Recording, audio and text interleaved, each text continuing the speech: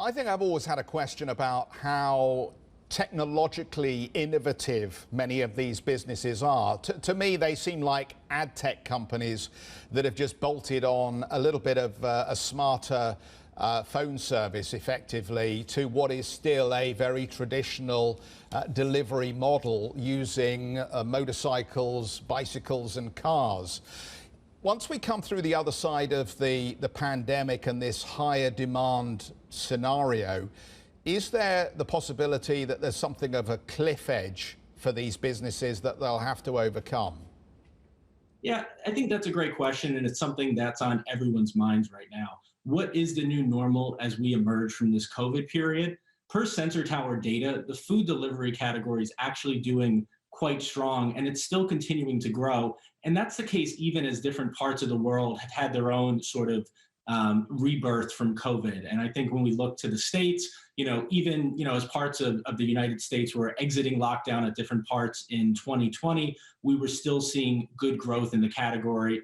And then when we look to the UK, we still see consistent growth. So while I think there are some categories of applications and services that are probably not going to be as strong as people regain their regular lives, things like teleconferencing and virtual communications and educations, I think they will kind of see a dip as people go back to face-to-face interactions.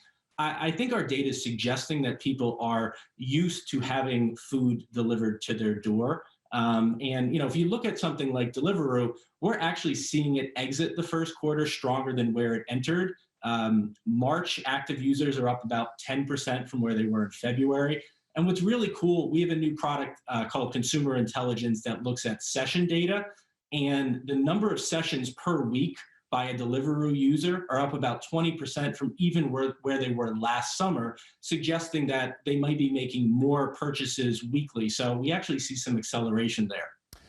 Do you agree with the fact that there are very big questions about how their employees are, or the riders, the ladies and gentlemen who deliver the food, are paid? Because Deliveroo itself in its IPO document thinks they're paid around about £13 an hour. My understanding is that is a peak level, and there is a huge contestation of that number. In fact, they could earn as little as £2 an hour, according to the Bureau of Investigative Journalism.